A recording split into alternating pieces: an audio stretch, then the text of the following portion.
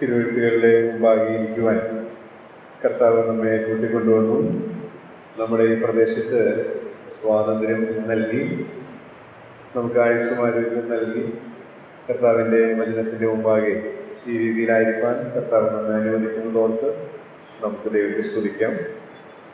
യൂദയുടെ ലേഖനത്തിൽ നിന്നുള്ള ഒരു ധ്യാനാത്മക പഠനമാണ്. അത് ഞാൻ പ്രാക്ടീസ് ചെയ്യാൻ ശ്രമിക്കുന്ന ചില ആശയങ്ങളാണ് നിങ്ങളോട് പങ്കുവയ്ക്കാനായിട്ട് ഞാൻ ശ്രമിക്കുന്നത്. ഒരു പണ്ഡിതോചിതമായ ഒരു പഠനം എന്നതിലുപരിയായിട്ട് ഞാൻ പ്രാരംഭ ക്ലാസ്സിൽ ഓർമ്മിച്ചതുപോലെ നമ്മുടെ ആത്മീക വർധനവിനും പ്രബോധനത്തിനും ആശ്വാസത്തിന് ഉതകുന്ന ചില ചിന്തകൾ ക്രമീകൃതമായി നിങ്ങളോട് പറയാനായിട്ട് ഞാൻ ശ്രമിക്കുന്നു എന്നേ ഉള്ളൂ. നമ്മൾ കഴിഞ്ഞ ആഴ്ച ഈ ലേഖനത്തിലേക്ക് പ്രവേശിച്ചു. 1-2 വാക്യങ്ങൾ നമ്മൾ ഇപ്പോൾ ചിന്തിച്ചുകൊണ്ടിരിക്കുകയാണ്. അതിൻ്റെ വിഷയം എന്ന് പറയുന്നത് യേശുക്രിസ്തുവിൻ്റെ ദാസനും യാക്കോബിൻ്റെ സഹോദരനുമായ യൂദ പിതാവായ ദൈവത്തിൽ സ്നേഹിക്കപ്പെട്ടും യേശുക്രിസ്തുവിനായി സൂക്ഷിക്കപ്പെട്ടും ഇരിക്കുന്നവരായ വിളിക്കപ്പെട്ടവർക്ക് എഴുതുന്നത്, നിങ്ങൾക്ക് കരുണയും സമാധാനവും സ്നേഹവും വർദ്ധിക്കുമാറാകട്ടെ. അപ്പം അതിലുള്ള ഓരോ ക്രിയാപദങ്ങൾ ഒരു പ്രധാന സത്യത്തെ നമ്മുടെ മുമ്പാകെ കൊണ്ടുവരും. ഏതൊക്കെയാണ് ക്രിയാപദങ്ങൾ എന്നുള്ളത് നമ്മളൊന്ന് ഓർത്തു. സ്നേഹിക്കപ്പെട്ടും സൂക്ഷിക്കപ്പെട്ടും വിളിക്കപ്പെട്ടും അതുപോലെ തന്നെ വർദ്ധിക്കുമാറാകട്ടെ. മറ്റ് ചില പദങ്ങൾ കൂടെ കാണാം. എന്നാൽ ഈ ഭൂരിഭാഗം ഈ പദങ്ങളും ഒരു പ്രധാനപ്പെട്ട സത്യത്തെ ഈ ലേഖനത്തിൻ്റെ സന്ദേശവുമായിട്ട് നമ്മെ വളരെ കണക്ട് ചെയ്യുന്നുണ്ട്. അതുകൊണ്ടാണ് നമ്മൾ ഇങ്ങനെ ഒരു തലക്കെട്ട് കൊടുക്കാനിടയായിട്ട് തീർന്നത്. സത്യവിശ്വാസം മുറുകെ പിടിച്ച് വിശ്വസ്തരായവർ സുരക്ഷിതരാണ്. നേരത്തെ നമ്മൾ പറഞ്ഞതുപോലെ സ്നേഹിക്കപ്പെടുക, സൂക്ഷിക്കപ്പെടുക, വിളിക്കപ്പെടുക, വർദ്ധിക്കുമാറാകട്ടെ, ഈ പ്രയോഗങ്ങളൊക്കെ ഒരു സുരക്ഷിതത്വം, പ്രത്യേകിച്ച് 3-ാമത്തെ വാക്യത്തിൽ ഈ ലേഖനത്തിന്റെ ലക്ഷ്യം തന്നെ പറയുകയാണ് വിശ്വാസത്തിന് വേണ്ടി പോരാടണം. അപ്പോൾ ആ പോർക്കളത്തിലുള്ള പോരാടുന്നവർക്ക് അവർ സുരക്ഷിതരാണ്, അവർക്കുള്ള സുരക്ഷിതത്വമാണ്. സുരക്ഷിതത്വം പറഞ്ഞുകൊണ്ടാണ് ഈ ലേഖനം ആരംഭിക്കുന്നത് തന്നെ. അതിൽ നമ്മൾ 1-ാമത്തെ ആ പദത്തിൽ നിന്ന് തന്നെ ചില കാര്യങ്ങൾ ഓർക്കാനിടയായിട്ട് തീർന്നു. യേശു ക്രിസ്തുവിൻ്റെ ദാസൻ. അപ്പോൾ ദാസൻ എന്ന് പറയുന്നത് നമുക്കറിയാം യജമാനനുണ്ട്. അപ്പോൾ ആ യജമാനന്റെ ചില പ്രത്യേകതകൾ നിങ്ങളുടെ ശ്രദ്ധയിലേക്ക് കൊണ്ടുവന്നു. അതിനോടനുബന്ധിച്ച് ചില പ്രായോഗിക സത്യങ്ങൾ ഓർമ്മിക്കാനിടയായിട്ട് തീർന്നു. രണ്ടാമതായിട്ട് ആ വാക്യത്തിൽ തന്നെ വിളിക്കപ്പെട്ടതിനാൽ, വിളിക്കപ്പെട്ടും എന്നുള്ള പ്രയോഗം നാം കാണുന്നു. അപ്പോൾ വിളിക്കപ്പെട്ടതിനാൽ അതിനെക്കുറിച്ചിട്ടുള്ള ചില ആശയങ്ങൾ, ചില പ്രായോഗിക സത്യങ്ങൾ നിങ്ങൾ ഓർപ്പിക്കാനിടയായിട്ട് തരും. ഇന്ന് അടുത്ത ക്രിയാപദം നമ്മൾ നേരത്തെ കണ്ടതുപോലെ 1-ാം വാക്യത്തിൽ തന്നെയുള്ള മറ്റൊരു ക്രിയാപദത്തിൽ നിന്ന് ചില സത്യങ്ങൾ ഓർപ്പിക്കാൻ എന്ന് ആഗ്രഹിക്കുന്നു. അത് മറ്റൊന്നുമല്ല, സ്നേഹിക്കപ്പെട്ടു. അവിടെ നമ്മൾ വായിക്കുന്നുണ്ട്, പിതാവായ ദൈവത്തിൽ സ്നേഹിക്കപ്പെട്ടു. അപ്പൊ എന്തുകൊണ്ട് സുരക്ഷിതരാണെന്ന് ചോദിച്ചാൽ തിരുവഴുത്ത് വളരെ വ്യക്തമായിട്ട് നമ്മളോട് പറയുന്നു, സ്നേഹിക്കപ്പെട്ടതിനാൽ. അപ്പൊ സ്നേഹിക്കപ്പെട്ടതിനാൽ എന്ന് പറയുമ്പോൾ ഇതും നമുക്ക് വളരെ സുപരിചിതമായ ആശയമാണ്. വിളിക്കപ്പെടുക, സ്നേഹിക്കപ്പെടുക, യജമാനുണ്ട്, ഇതൊക്കെ നമുക്ക് അറിവുള്ളതാണ്. എന്നാൽ നമുക്കറിയാം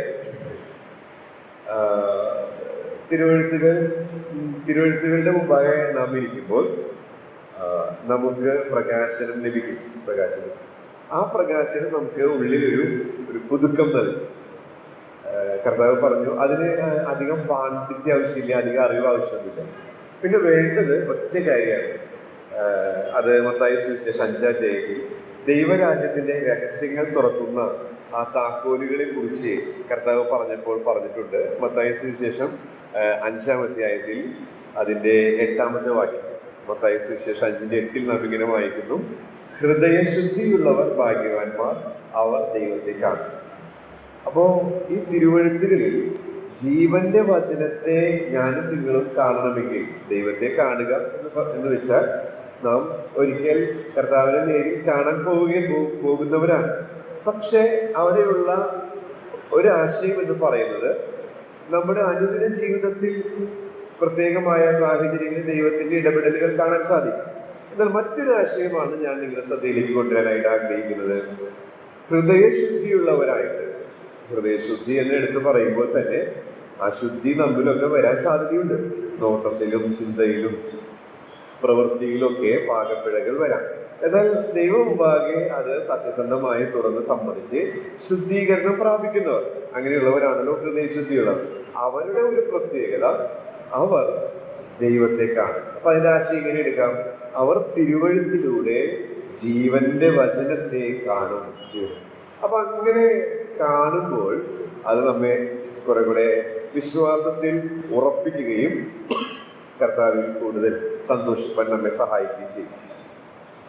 ഈ സ്നേഹിക്കപ്പെടുക, പിതാവായ ദൈവത്തിൽ സ്നേഹിക്കപ്പെട്ടു എന്നുള്ള ആ സത്യം വന്നപ്പോൾ, ഏകദേശം കൊറോണ അതിനുശേഷമുള്ള ചില വർഷങ്ങൾ ഞങ്ങൾ കുടുംബമായി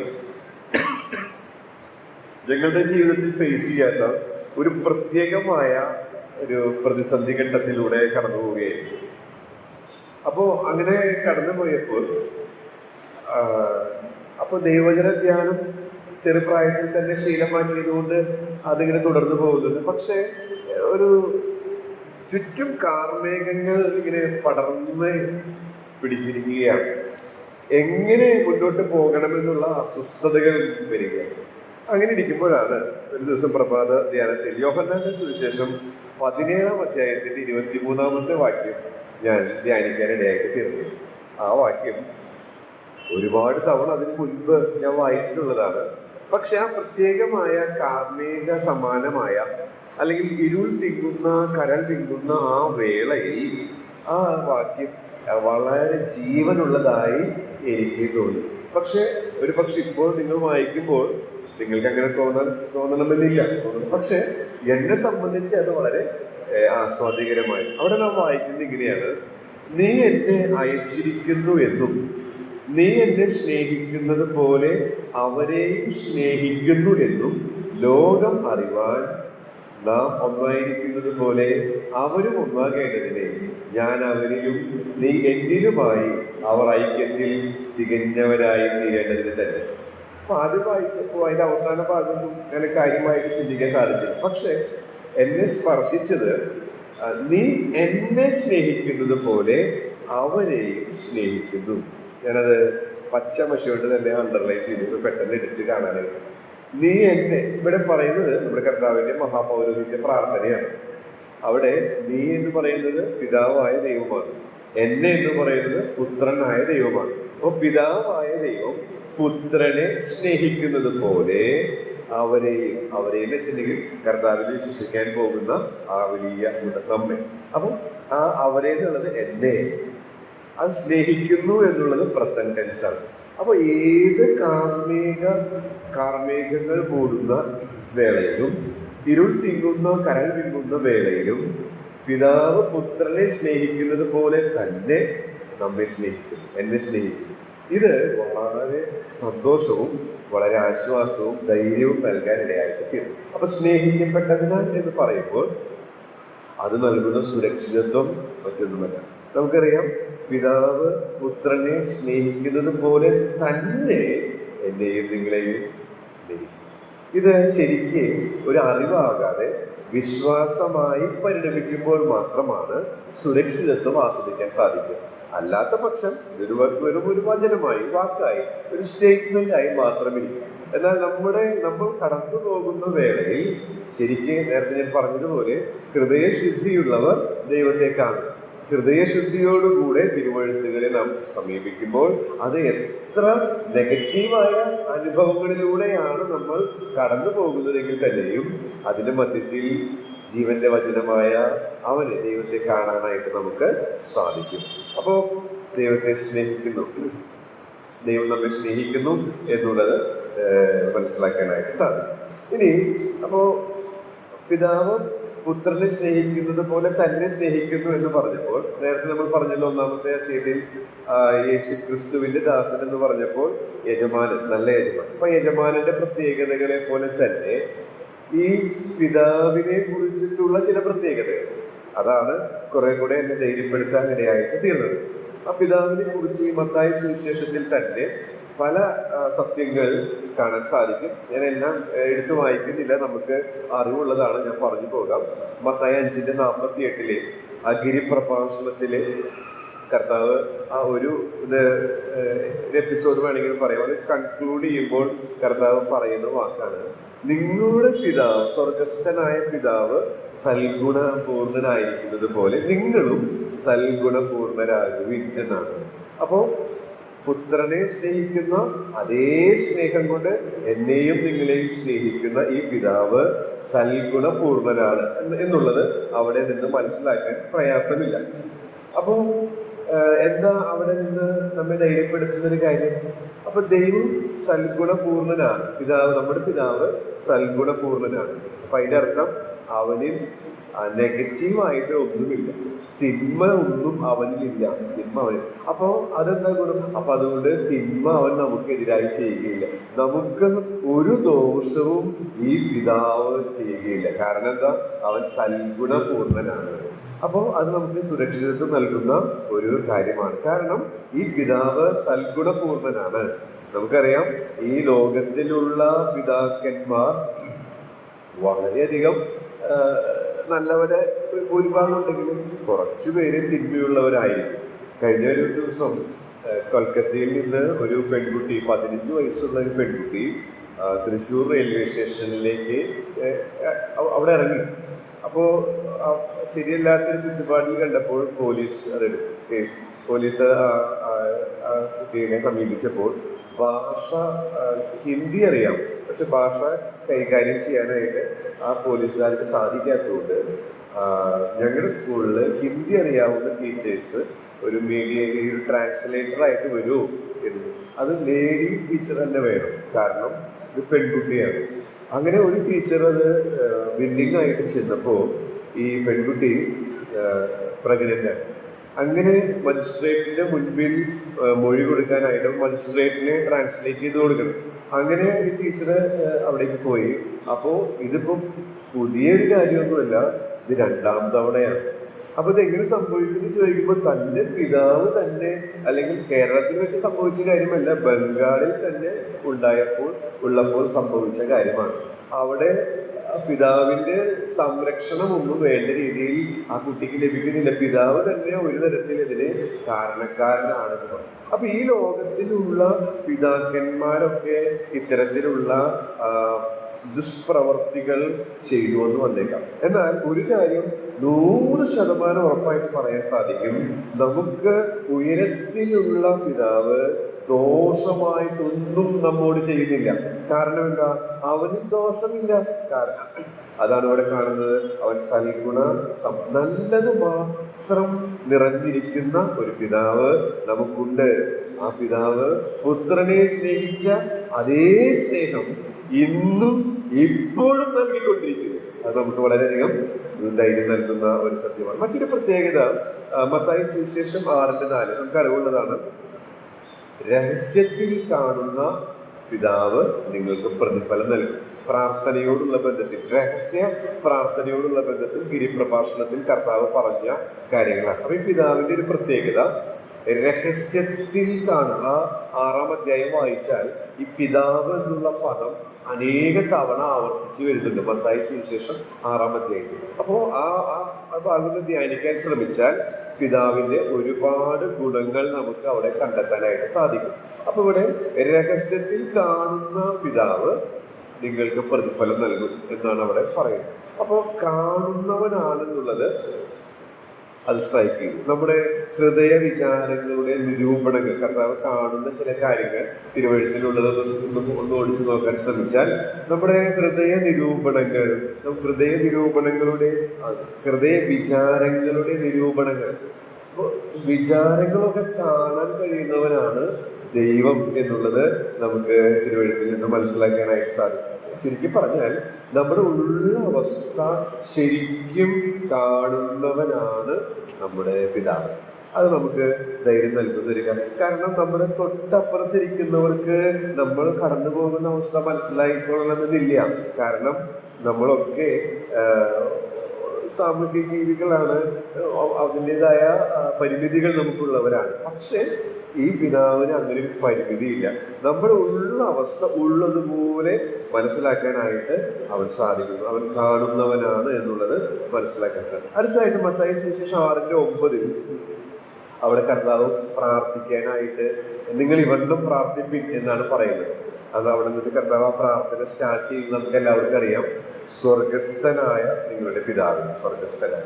അപ്പൊ എന്താ ഈ സ്വർഗസ്ഥനായ എന്നുള്ള പദത്തിന്റെ അർത്ഥം? അത് നമ്മെ ഓർപ്പിക്കുന്നത് അവൻ പരമാധികാരിയാണ് എന്നുള്ളതാണ്. പരമാധികാരിയാണ്, അതായത് ഈ ലോകത്തിലുള്ള എല്ലാം അവന്റെ പരിപൂർണ നിയന്ത്രണത്തിലാണ്. പരിപൂർണ നിയന്ത്രണം, അതായത് അവന്റെ കയ്യെ തടുക്കുവാൻ ആർക്കും സാധിക്കില്ല. അപ്പൊ ഇത് എന്താ നമുക്ക് സുരക്ഷിതത്വം നൽകുന്നത്? ഈ ഭാഗം, ഇതിന്റെ പ്രാധാന്യം മനസ്സിലാക്കാനായിട്ട് ദാനിയേൽ പ്രവചനം 4-ാം അധ്യായത്തിന്റെ 30-ാമത്തെ വാക്യവും 35-ാമത്തെ വാക്യവും വായിക്കുമ്പോൾ നമുക്ക് ഇതിന്റെ അർത്ഥം ഒന്നുകൂടി ഉൾക്കൊള്ളാനായിട്ട് നമുക്ക് സാധിക്കും. ദാനിയേലിന്റെ പ്രവചനം 4-ാം അധ്യായത്തിന്റെ 30-ാമത്തെ വാക്യത്തിൽ ലോകത്തിലെ ഏറ്റവും ഒരു പ്രഗത്ഭനായ കാലഘട്ടത്തിലെ ഒരു രാജാവായിരുന്നു നെബൂഖദ്നേസറിന് സംഭവിച്ച ചരിത്രമാണ് ദാനിയേൽ 4:30 നാം വായിക്കുന്നത്. അവിടെ ഇങ്ങനെയാണ് വായിക്കുന്നത്: ഇത് ഞാൻ എൻ്റെ ധനമഹാത്മ്യത്താൽ എൻ്റെ പ്രതാപ മഹത്വത്തിനായിട്ട് രാജധാനിയായി പണിത മഹതിയാം ബാബേൽ അല്ലയോ എന്ന് രാജാവ് പറഞ്ഞു തുടങ്ങി. 31. ഈ വാക്ക് രാജാവിന്റെ വായിലിരിക്കുമ്പോൾ തന്നെ സ്വർഗത്തിൽ നിന്നൊരു ശബ്ദം ഉണ്ടായതെന്നാൽ, നെബൂഖദ്നേസർ രാജാവേ, നിന്നോട് കൽപ്പിക്കുന്നു, രാജ്യത്വം നിന്നെ വിട്ട് നീങ്ങിയിരിക്കുന്നു. അപ്പൊ അക്കാലഘട്ടത്തിലെ വളരെ പ്രഗത്ഭനായ കരുത്തനായ ഒരു ഭരണാധികാരി. പക്ഷെ ആ ഭരണാധികാരി നിഗളിച്ചപ്പോൾ ദൈവം അവനെ തന്റെ ആ അധികാരത്തിൽ നിന്ന് നീക്കി. അങ്ങനെ നീക്കിയപ്പോൾ അവനൊരു ട്രെയിനിങ് പീരീഡിലൂടെ കടന്നുപോയി. ചരിത്രം നമുക്ക് അറിവുള്ളതാണ്. ആ ട്രെയിനിങ് പീരീഡിലൂടെ കടന്നുപോയപ്പോൾ അവനൊരു പാഠം പഠിച്ചു. ആ പാഠമാണ് 35-ാമത്തെ വാക്യത്തിൽ നമുക്ക് പഠിക്കാനായിട്ട് സാധിക്കുന്നത്. 4:35 നമ്മോട് എങ്ങനെയാണ് വായിക്കുന്നത്? 34, 35. ആ കാലം കഴിഞ്ഞു. ഏത് കാലം?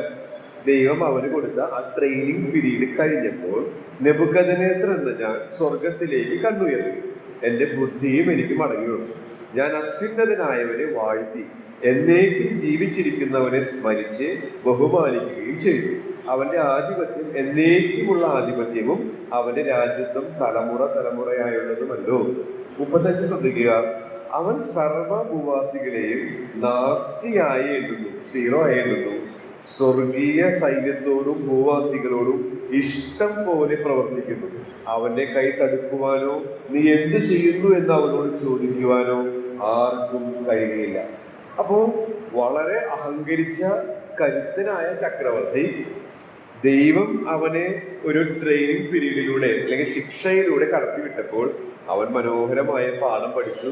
ദൈവത്തിന്റെ പരമാധികാരത്തെ കുറിച്ച് വ്യക്തമായ ഉൾക്കാഴ്ചയുള്ളവനായിട്ട്, താഴ്മയുള്ളവനായിട്ട് തീർന്നു. അപ്പോൾ ഇവിടെ ദൈവം പരമാധികാരിയാണ്, നമ്മുടെ പിതാവ് പരമാധികാരിയാണെന്ന് പറയുമ്പോൾ നാം വാസ്തവമായി താഴ്മയുള്ളവരായിട്ട് തീരേണ്ടത് ആവശ്യമാണ്.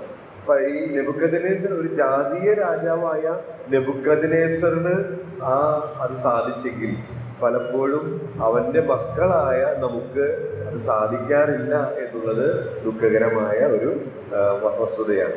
അപ്പോൾ പരമാധികാരിയാണ് എന്നുള്ള സത്യം നമുക്ക് ഓർക്കാം. അടുത്തതായിട്ട് മത്തായി 6:11 നമ്മോട് വായിക്കുന്നു: നൽകുന്നവനാണ്.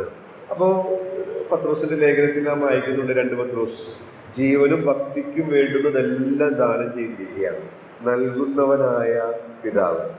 മാത്രമല്ല അടുത്തതായിട്ട് 6:26 പുലർത്തുന്നവനായ പിതാവ്. ഇതൊക്കെ നമുക്കറിയുന്ന വയലിന് റോസ, കാക്ക, ഇതൊക്കെ അതതിന്റെ സമയത്ത് വേണ്ടുന്നത് നൽകുന്ന, പുലർത്തുന്ന പിതാവ്. മാത്രമല്ല അറിയുന്നവൻ. 6:32 ആ ഭാഗത്ത് ഒരു 2-3 തവണ റിപ്പീറ്റ് ചെയ്ത പദമാണ് അറിയുന്നു എന്നുള്ളത്. അപ്പൊ അറിയുന്ന പിതാവ്. ഞാൻ ഈ ഭാഗം ഇവിടെ നിർത്തുകയാണ്. എന്തുകൊണ്ട് സുരക്ഷിതരാണ്? പിതാവായ ദൈവത്തിൽ സ്നേഹിക്കപ്പെട്ടു എന്ന് യൂദ 1:1 നാം വായിക്കുന്നു. അപ്പോ സ്നേഹിക്കപ്പെട്ടതിനാൽ എന്ന് നമ്മൾ പഠിച്ചു. പിതാവായ ദൈവത്താൽ സ്നേഹിക്കപ്പെട്ടത്. അപ്പോൾ പിതാവായ ദൈവത്താൽ സ്നേഹിക്കപ്പെട്ടു എന്ന് പറയുമ്പോൾ അത് ഒന്നുകൂടെ നമുക്ക് മനസ്സിലാക്കി തരുന്നത് യോഹന്നാൻ 17 പുത്രനെ എങ്ങനെ പിതാവ് സ്നേഹിക്കുന്നുവോ അതേ അളവിലുള്ള സ്നേഹത്താൽ എന്നെയും നിങ്ങളെയും അവൻ സ്നേഹിക്കും. ഈ പിതാവിന്റെ ചില പ്രത്യേകതകളാണ് ഞാൻ നിങ്ങളുടെ ശ്രദ്ധയിലേക്ക് കൊണ്ടുവരാനായിട്ട് ശ്രമിച്ചത്. അടുത്തതായിട്ട് അടുത്ത ആശയത്തിലേക്ക് പോകാനായിട്ട് ശ്രമിക്കുന്നു. എന്തുകൊണ്ട് സുരക്ഷിതനാണ് എന്ന് ചോദിച്ചാൽ, ഒന്നിൽ തന്നെ നാം വായിക്കുന്നു, പിതാവായ ദൈവത്തിൽ സ്നേഹിക്കപ്പെട്ടും യേശുക്രിസ്തുവിനായി സൂക്ഷിക്കപ്പെട്ടു. സൂക്ഷിക്കപ്പെട്ടതിനാൽ എന്നുള്ള പ്രയോഗം നമുക്ക് അവിടെ കാണാനായിട്ട് സാധിക്കും. നാം കർത്താവിനായിട്ട് സൂക്ഷിക്കപ്പെട്ടവരാണ് എന്ന് പറയുമ്പോൾ ആ വാക്ക് തന്നെ രക്ഷയുടെ ഭദ്രതയെ നമ്മുടെ മനസ്സിലേക്ക് കൊണ്ടുവരും എന്ന് ഞാൻ പ്രതീക്ഷിക്കുകയാണ്. യോഹന്നാന്റെ സുവിശേഷം 10-ാം അധ്യായത്തിലേക്ക് വരുമ്പോൾ കർത്താവ് ഇതിനെക്കുറിച്ച് തന്നെ വളരെ വ്യക്തമായിട്ടൊരു അധ്യായത്തിൽ തന്നെ വിശദീകരിച്ചിട്ടുണ്ട്. അപ്പോൾ അതിൽ നിന്ന് ഈ സൂക്ഷിക്കപ്പെടുന്നു എന്നുള്ളതിനെ കുറിച്ച് അതും സംരക്ഷണത്തെ ഓർപ്പിക്കുകയാണ്, നമുക്ക് മനസ്സിലാക്കാനായിട്ട് സാധിക്കും. യോഹന്നാന്റെ സുവിശേഷം 10-ാം അധ്യായത്തിലേക്ക് വരുമ്പോൾ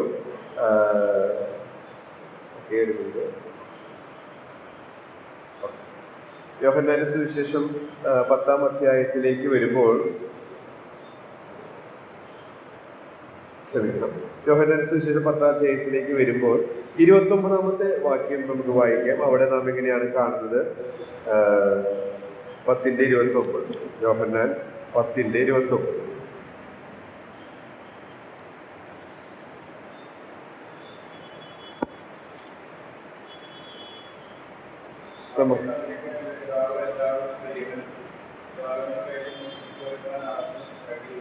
ഓക്കെ, അവിടെ നാം വായിച്ചത് ഇങ്ങനെയാണ്: അവയെ തന്നിരിക്കുന്ന എൻ്റെ പിതാവ് തന്നിരിക്കുന്നു. അപ്പൊ ആ തന്നിരിക്കുക എന്നുള്ള ആ പ്രയോഗം നമ്മുടെ മനസ്സിലേക്ക് കൊണ്ടുവരുന്നത് സമ്മാനമാണ് എന്നുള്ളത്. സമ്മാനം. അപ്പൊ സൂക്ഷിക്കപ്പെട്ടു എന്ന് പറയുമ്പോൾ യോഹന്നാന്റെ സുവിശേഷം 10-ാം അധ്യായത്തിലേക്ക് നാം വരുമ്പോൾ രക്ഷയുടെ ഭദ്രതയെ കുറിച്ച് വെളിപ്പെടുത്തുന്ന ഒരുപാട് സത്യങ്ങൾ കാണാൻ സാധിക്കും. ഈ സൂക്ഷിക്കപ്പെടുക എന്നുള്ളത് കുറച്ചധികം കുറിപ്പുകൾ ഉണ്ടായിരുന്നു. അതിൽ പഴയ കുറിപ്പാണ് ഞാനിതിൽ പേസ്റ്റ് ചെയ്തത്. പുതിയ കുറിപ്പുകളാണ് എൻ്റെ നോട്ടിലുള്ളത്. അപ്പം അതുകൊണ്ടാണ് ആ സ്ലൈഡിൽ കാണിക്കാത്തത്. അപ്പോൾ ഞാൻ പുതുതായിട്ടുള്ള ആശയമാണ് നിങ്ങളോട് പറയുന്നത്. അപ്പോൾ അത് സ്ലൈഡിൽ വരുന്നതല്ല. ഇവിടെ യോഹന്നാന്റെ സുവിശേഷം 10-ാം അധ്യായത്തിലേക്ക് വരുമ്പോൾ ഇവിടെ 29-ാമത്തെ വാക്യത്തിൽ വായിച്ച പ്രയോഗം നിങ്ങൾ ശ്രദ്ധിച്ചു കാണുമെന്ന് വിചാരിക്കുന്നു. അവയെ തന്നിരിക്കുന്ന പിതാവ്. അപ്പോ നാം പിതാവായ ദൈവത്താൽ പുത്രന് കൊടുത്ത സമ്മാനമാണ്. അപ്പോൾ ആ തന്നിരിക്കുന്നു എന്നുള്ള പ്രയോഗം അതിൽ നിന്ന് നമുക്ക് മനസ്സിലാക്കാനായിട്ട് സാധിക്കും. രണ്ടാമത്തെ കാര്യം, ആ 28-ാമത്തെ വാക്യത്തിലേക്ക് വരുമ്പോൾ അവിടെ നമുക്ക് കാണാനായിട്ട് സാധിക്കുന്നത്, ഞാൻ അവയ്ക്ക് നിത്യജീവൻ കൊടുക്കുന്നു. നമ്മെക്കുറിച്ചാണ്, അല്ലെങ്കിൽ അവന്റെ കീഴിലെ ആടുകളെ കുറിച്ചാണ് നമ്മളവിടെ വായിക്കുന്നത്. അപ്പൊ നിത്യജീവൻ ഉള്ളതിനാൽ, സമ്മാനമായതിനാൽ, നിത്യജീവൻ ഉള്ളതിനാൽ എന്ന് നമുക്ക് അവിടെ പഠിക്കാനായിട്ട് സാധിക്കും. അപ്പൊ നിത്യജീവൻ എന്ന് പറയുമ്പോൾ ഞങ്ങളുടെ സഭയിലുണ്ടായിരുന്ന ഡോക്ടർ സൈലസ് നായർ, അദ്ദേഹം ഒരുപാട് ക്ലാസ്സുകൾ ഞങ്ങൾക്ക് എടുത്തിരുന്നു.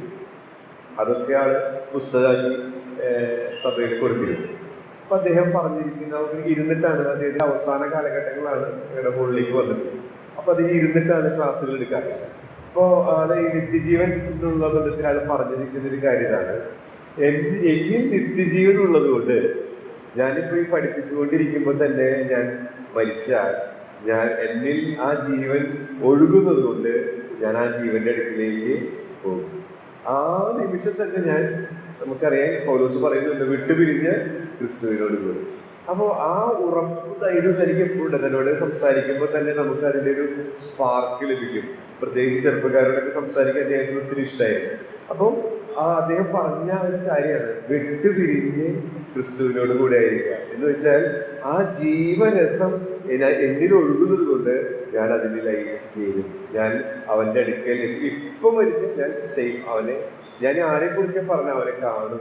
അത്രയും പ്രത്യാശ നിർഭരമായിട്ടുള്ള ഒരു വ്യക്തിയായി. അപ്പൊ അത് സൂക്ഷിക്കപ്പെട്ടതിനാൽ എന്ന് പറയുമ്പോൾ അവന്റെ ജീവൻ തന്നെ നമുക്ക് തന്നിട്ടാണ് ആ പ്രക്രിയ കർത്താവ് നടത്തുന്നത്. മാത്രമല്ല 10:29 നാം വായിക്കുന്നു, 10:20 യോഹന്നാന്റെ സുവിശേഷം തന്നെ 10:29, അവയെ തന്നിരിക്കുന്ന എൻ്റെ പിതാവ്. അപ്പോ പിതാവുള്ളതിനാൽ അതുപോലെ തന്നെ 10:28 പുത്രനെ കുറിച്ച് വായിക്കുന്നു. അതുപോലെ തന്നെ എഫേസ്യരിൽ നമ്മൾ പരിശുദ്ധാത്മാവിനെ കുറിച്ച് വായിക്കും. അപ്പൊ സൂക്ഷിക്കപ്പെട്ടതിനാൽ എന്ന് പറയുമ്പോൾ ഇതൊക്കെ അതിലടങ്ങിയിട്ടുണ്ട്. പരിശുദ്ധാത്മാവിനാൽ നാം മുദ്രയിട്ട് സൂക്ഷിക്കപ്പെട്ടവരാണ്. പുത്രനുള്ളതിനാൽ എന്ന് പറയുമ്പോൾ ആ പുത്രൻ ഓരോ ദിവസവും നമ്മൾ അറിഞ്ഞുകൊണ്ടിരിക്കുകയാണ്. നേരത്തെ ഞാൻ പ്രാരംഭത്തിൽ പറഞ്ഞതുപോലെ ഹൃദയശുദ്ധിയുള്ളവർ ആ ജീവന്റെ വചനമായ കർത്താവിന് ദിനംതോറും കണ്ടുകൊണ്ടിരിക്കുകയാണ്. മാത്രമല്ല പിതാവുണ്ട്. നേരത്തെ ഞാൻ അതിനെക്കുറിച്ച് പരിസ്ഥലം പറഞ്ഞതുകൊണ്ട് അത് വിശദീകരിക്കണം. ഇത്ര നല്ലൊരു പിതാവ് നമുക്കുള്ളത് അത് നമ്മുടെ വിശ്വാസമായി പരിണമിക്കുമ്പോൾ ആസ്വദിക്കാനായിട്ട് സാധിക്കും. നിത്യജീവനുണ്ട്. വിട്ടുപിരിഞ്ഞ് അവനോട് കൂടെയാണ്. അവന്റെ ഇവിടെ തന്നെ ഈ അധ്യായത്തിൽ തന്നെ വായിക്കുന്നുണ്ട്, നാം അവന്റെ കരങ്ങളിലായതുകൊണ്ട് അതിൽ നിന്ന് പിടിച്ചു പറിക്കാൻ ആർക്കും സാധിക്കും. അപ്പൊ നമ്മുടെ രക്ഷ ഭദ്രമാണ് എന്നുള്ളത് ഈ ആശയത്തിൽ നിന്ന് നമുക്ക് മനസ്സിലാക്കാനായിട്ട് സാധിക്കും. ഇവിടെ ഒരു കാര്യം കൂടെ പ്രായോഗികമായിട്ട് പറഞ്ഞു പോകാമെന്ന് ഞാൻ വിചാരിക്കുകയാണ്. പരിശുദ്ധാത്മാവുണ്ട്, അതുകൊണ്ട് നാം സുരക്ഷിതരാണ്, സൂക്ഷിക്കപ്പെട്ടിരിക്കുന്നവരാണ്. ദൈവത്തിന്റെ പരിശുദ്ധാത്മാവിന്റെ ഒരു പ്രത്യേകത, പരിശുദ്ധാത്മാവ് ഇൻഡിവിജ്വലായി ട്യൂഷൻ നൽകുന്നവരാണ്. ഇൻഡിവിജ്വലായി നമുക്കറിയാം, ഇപ്പോ ഞാൻ സംസാരിക്കുന്നു, ദൈവത്തിന്റെ പരിശുദ്ധാത്മാവ് എല്ലാവരോടും ഒരുപോലെയല്ല സംസാരിക്കുക. ദൈവത്തിന്റെ പരിശുദ്ധാത്മാവ് ഇപ്പോൾ എ എന്ന് പറയുന്ന വ്യക്തിയോട് ബി എന്ന വ്യക്തി അടുത്തടുത്തിരിക്കുന്നുവെങ്കിലും ഒരേ വചനം ഒരേ വേദഭാഗത്തിൽ നിന്നാണ് കേൾക്കുന്നതെങ്കിലും ദൈവത്തിന്റെ ആത്മാവ് അവർക്ക് ആവശ്യമായിട്ടുള്ളത് അവർക്ക് നൽകുന്നു എന്നുള്ളതാണ്. അപ്പോൾ അതുകൊണ്ട് തന്നെ ശരിയായ രീതിയിൽ രക്ഷിക്കപ്പെട്ടവർ ഈ പരിശുദ്ധാത്മാവിന്റെ പ്രവർത്തനം അനുഭവിച്ചുകൊണ്ട് ജീവിക്കുമ്പോൾ തീർച്ചയായിട്ടും സന്തോഷത്തോടുകൂടെ ഉത്സാഹത്തോടുകൂടെ ജീവന്റെ പുതുക്കമുള്ളവരായിട്ട് തീരാനായിട്ട് സാധിക്കും. സൂക്ഷിക്കപ്പെട്ടു എന്ന് പറയുമ്പോൾ ആശയങ്ങളൊക്കെ അതിൽ ഉൾപ്പെട്ടിട്ടുണ്ട് എന്നുള്ളത് ഞാൻ പറഞ്ഞ് മുന്നോട്ട് പോവുകയാണ്. അടുത്തതായിട്ട് മറ്റൊരു കാര്യം 2-ാം വാക്യത്തിലാണ് കാണാനായിട്ട് സാധിക്കുന്നത്. യൂദയുടെ ലേഖനം 2-ാമത്തെ വാക്യത്തിലേക്ക് വരുമ്പോൾ ഈ സുരക്ഷിതരാണെന്നുള്ളതിന്റെ അവസാനത്തെ ആശയമാണ് അവിടെ നമുക്ക് കാണാനായിട്ട് സാധിക്കുന്നത്. നിങ്ങൾക്ക് കരുണയും സമാധാനവും സ്നേഹവും വർദ്ധിക്കുമാറാകട്ടെ. അപ്പോൾ വർദ്ധിക്കുമാറാകട്ടെ എന്നുള്ള ക്രിയാപദമാണ്. എന്താ വർദ്ധിക്കേണ്ടത്? കരുണ, സമാധാനം, സ്നേഹം. അപ്പൊ ഈ കരുണ, സമാധാനം, സ്നേഹം വർദ്ധിക്കുക എന്ന് പറയുമ്പോൾ വർധനവ് എന്ന് പറയുന്നത് ഒരു ബ്ലെസ്സിങ്ങിന്റെ ചിത്രമാണ്. ഒരു കൃഷി ചെയ്തു, അത് സൃഷ്ടിച്ചു പോയി കഴിഞ്ഞാൽ അതൊരു ബ്ലെസ്സിങ് എന്ന് പറയുന്നത്. അതേ സമയത്ത് നമ്മൾ നട്ടതിനേക്കാൾ അതിനിരട്ടി നമുക്ക് നല്ലൊരു വിളവ് ലഭിക്കുമ്പോൾ അതൊരു ബ്ലെസ്സിങ്ങിന്റെ ചിത്രമാണ് നമ്മുടെ മനസ്സിലേക്ക് കൊണ്ടുവരിക. ഇവിടെ ലേഖനകാരൻ ഈ ലേഖനം എഴുതുമ്പോൾ തന്നെ പറയുന്നത് നിങ്ങൾക്കിത് വർദ്ധിക്കട്ടെ. അപ്പോൾ ആ പ്രയോഗമാണ് അനുഗ്രഹിക്കപ്പെട്ടതിനാൽ എന്നുള്ള ആശയം കൊണ്ടുവന്നത്. അനുഗ്രഹിക്കപ്പെട്ടതിനാൽ. ഇനി ഇതിലുള്ള എന്താണ് അനുഗ്രഹിക്കപ്പെട്ടതിനാൽ എന്ന് പറയുമ്പോൾ ഓർക്കാനായിട്ട് സാധിക്കുന്നത് എന്ന് ചോദിച്ചാൽ ഒരു 5-6 കാര്യങ്ങൾ വേഗത്തിൽ ഒന്ന് പറഞ്ഞു പോകാം. ഇവിടെ പറയുകയാണ് കരുണ. അപ്പോ കരുണ ലഭിച്ചത് തന്നെ വലിയൊരു അനുഗ്രഹമാണ്. കരുണ എന്താണെന്ന് നമുക്കറിയാം. കരുണ എന്ന് പറയുന്നത് അർഹിക്കുന്നത് തരുന്നില്ല. അപ്പോൾ രക്ഷയോടുള്ള ബന്ധത്തിൽ നരകം നമ്മൾ അർഹിച്ചിരുന്നു, ആ നരക ശിക്ഷ തരുന്നില്ല. അപ്പോൾ അതാണ് കരുണ, രക്ഷയോടുള്ള ബന്ധത്തിൽ.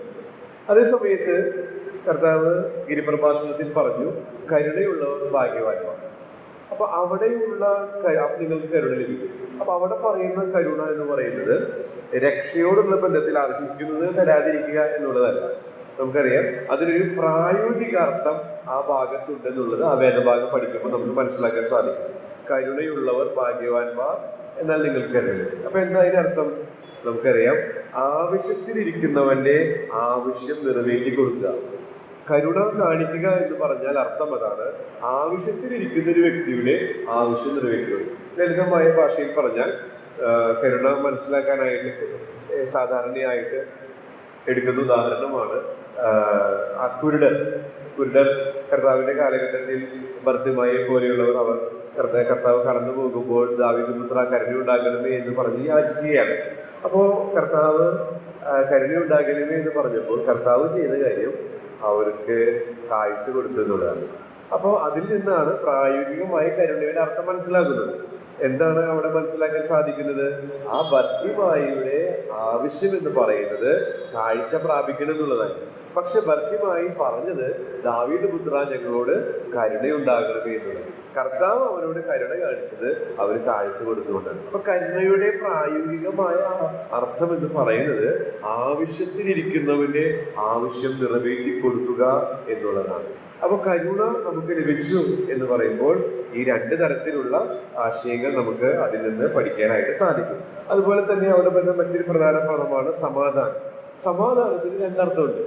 രക്ഷയോടുള്ള ബന്ധത്തിൽ നമുക്കറിയാം, റോമർ 5:1 വിശ്വാസത്താൽ നീതീകരിക്കപ്പെട്ടിട്ട് നമുക്ക് ദൈവത്തോട് സമാധാനമുണ്ട്. അപ്പോൾ ദൈവത്തോട് സമാധാനം രക്ഷിക്കപ്പെട്ടപ്പോൾ പുത്രന്റെ മരണത്താൽ നമുക്ക് നൽകി, നമ്മെ നീതീകരിച്ചതിനാൽ അത് നമുക്ക് ലഭിച്ചു. എന്നാൽ ഫിലിപ്പിയർ 4:7-8 വായിക്കുമ്പോൾ നമുക്കറിയാം, ഒന്നിനെ കുറിച്ച് വിചാരപ്പെടരുതെന്ന് പറഞ്ഞിട്ട് അവിടെ നാം വായിക്കുന്നത് സകല ബുദ്ധിയെയും കവിയുന്ന ദൈവിക സമാധാനം. അപ്പൊ അത് റോമർ 5:1 പറയുന്ന സമാധാനമല്ല, നമുക്കറിയാം. അത് അനുദിന ജീവിതത്തിൽ എല്ലാം ഈ പിതാവിന്റെ കരങ്ങളിൽ സമർപ്പിച്ച് ജീവിക്കുമ്പോൾ നമുക്ക് ലഭിക്കുന്ന ആന്തരിക സ്വസ്ഥതയാണ്. വളരെ കലുഷിതമായ സാഹചര്യത്തിലൂടെ നമ്മൾ കടന്നു പോകുമ്പോഴും നമുക്ക് സുഖമായി ഉറങ്ങാൻ സാധിക്കുന്നുവെങ്കിൽ ആന്തരിക സ്വസ്ഥത അനുഭവിക്കുന്നവരാണ്. അത് ഉദാഹരണമായിട്ട് അപ്പോസ്തല പ്രവൃത്തി 12 പത്രോസിന്റെ അനുഭവമാണ്. നാളെ രാവിലെ തല വെട്ടും എന്നറിഞ്ഞിട്ടും പത്രോസ് ചെയ്ത പ്രവൃത്തി എന്താ? കാരാഗൃഹത്തിൽ കിടന്നുറങ്ങുകയാണ്. അത് ചെറിയൊരു ഉറക്കമാണോ? ക്ഷീണം കൊണ്ട് മയങ്ങിപ്പോയതാണോ? അല്ല.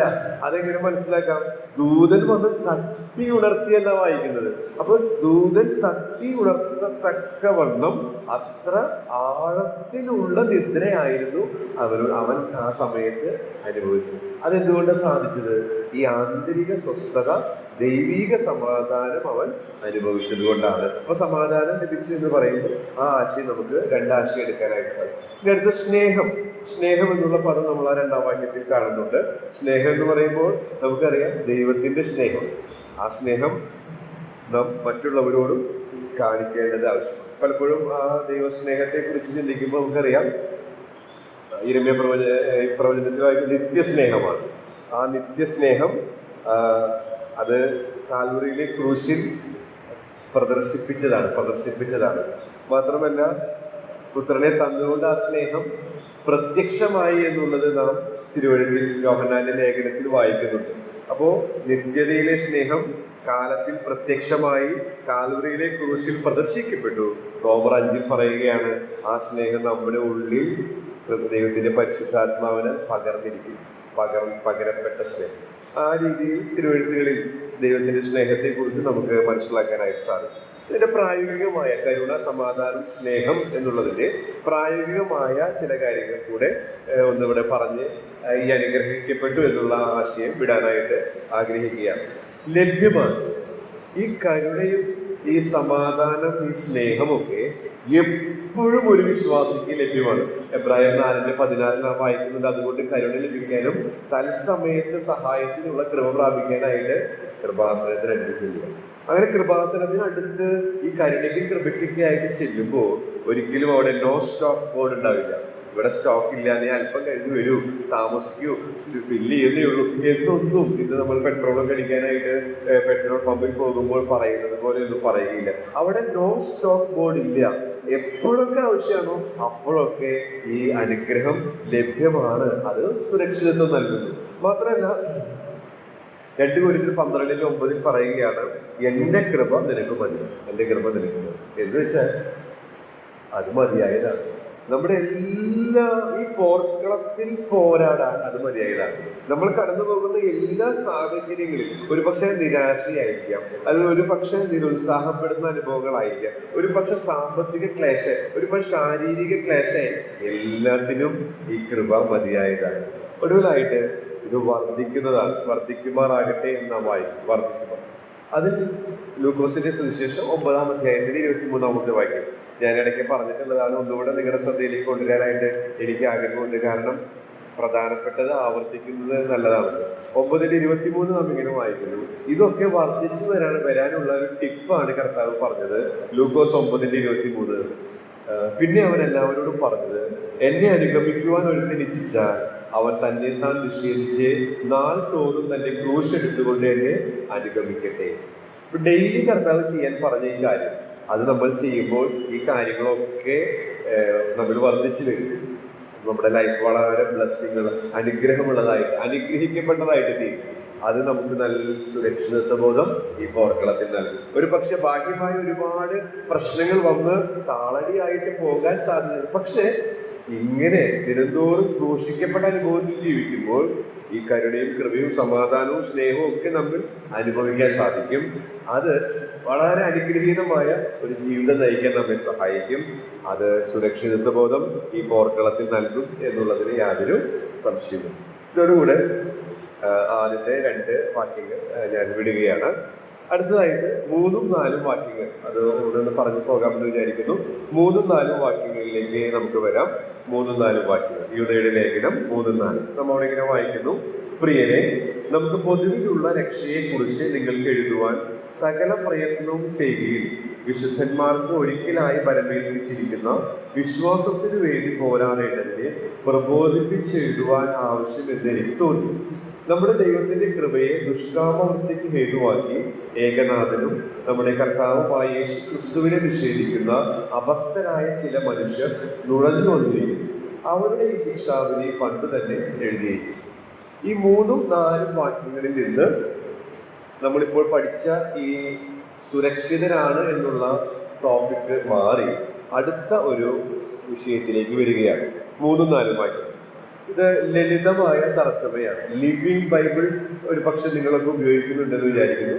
അതായത് ഇതിന്റെ പരാവർത്തനം പോലെ ആർക്കും വായിച്ചാൽ മനസ്സിലാകുന്ന ഭാഷയിലുള്ള വിവർത്തനമാണ് ലിവിങ്. അതിന് പുതിയ നിയമത്തിന്റെ മലയാളം അവൈലബിൾ ആണ്.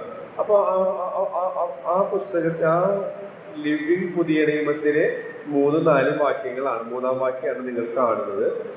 അവിടെ പറയാണ്, ഉടനെ എഴുതേണ്ടത് അത്യാവശ്യമായി തീർന്നിരിക്കുന്നു. ഇവിടെയും അതേ സെൻസ് നമുക്ക് കിട്ടും, എങ്കിലും കുറച്ചും കൂടെ മനസ്സിലാക്കാൻ എളുപ്പമാണ്. മാത്രമല്ല 4ാമത്തെ വാക്യം അതിന്റെ പരാവർത്തനം എന്ന് വേണമെങ്കിൽ നമുക്ക് പറയാം. ഒരിക്കൽ ക്രിസ്ത്യാനികളായി കഴിഞ്ഞാൽ പിന്നെ ദൈവം ശിക്ഷിക്കുമെന്നുള്ള ഭയം കൂടാതെ നമുക്ക് ഇഷ്ടമുള്ളതെന്തും പ്രവർത്തിക്കാമെന്ന് പഠിപ്പിക്കുന്ന അഭക്തരായ ചില ഉപദേഷ്ടാക്കന്മാർ നിങ്ങളുടെ ഇടയിൽ നുഴഞ്ഞു കടന്നിട്ടുള്ളത് കൊണ്ടാണ് ഞാനിത് എഴുതുന്നത്. നമ്മുടെ ഏകനാഥനും കർത്താവുമായ യേശു ക്രിസ്തുവിന് വിരോധമായി പ്രവർത്തിക്കുന്ന ഈ മനുഷ്യർക്ക് വരാൻ പോകുന്ന ശിക്ഷാവിധി പണ്ട് തന്നെ എഴുതിയിട്ടുണ്ട്. അപ്പൊ ഈ 2 ആശയങ്ങൾ എന്താ? 2 ആശയങ്ങൾ. ഒന്ന് പറയാണ് ഉടനെ എഴുതേണ്ടത് ആവശ്യമായിരുന്നു. പിന്നെ പറയാണ് ചില മനുഷ്യർ ദൈവത്തിന് വിരോധമായ രീതിയിലുള്ള കാര്യങ്ങളാണ് പ്രവർത്തിക്കുന്നത്. അപ്പോൾ ഈ 2 കാര്യങ്ങളിൽ നിന്ന് നമുക്ക് ഇങ്ങനെ പറയാം, ഒരു കൂട്ടം ആളുകൾ അല്ലെങ്കിൽ യൂദ ദൈവാത്മാവിനെ അനുസരിക്കുമ്പോൾ ദുരുപദേഷ്ടാക്കന്മാർ ദൈവാത്മാവിനെ അനുസരിക്കുന്നില്ല, അല്ലെങ്കിൽ ദൈവത്തിന്റെ ആലോചനകൾക്ക് എതിരായിട്ട്. അപ്പൊ അതിൽ നിന്നാണ് അടുത്ത ആശയം നമ്മൾ പഠിക്കുന്നത്. സത്യവിശ്വാസം മുറുകെ പിടിച്ച് വിശ്വസ്തയോടെ നിലനിൽക്കുന്നവർ അനുസരണമുള്ളവരാണ്. എങ്ങനെയാണ് മനസ്സിലായി? ഞാൻ നേരത്തെ പറഞ്ഞു, യൂദ പറയുകയാണ് ഉടനെ ഇത് എഴുതാൻ അത്യാവശ്യമെന്ന്. ആ ഉടനെ എന്നുള്ള പ്രയോഗം അനുസരണത്തിന്റെ ചിത്രം നമ്മുടെ മനസ്സിലേക്ക് കൊണ്ടുവരികയാണ്. ദൈവം ഒരു കാര്യം ചെയ്യാൻ പറഞ്ഞാൽ അത് ഡിലേ വെച്ചാൽ അത് ഡിസോബീഡിയൻസ് ആണ്.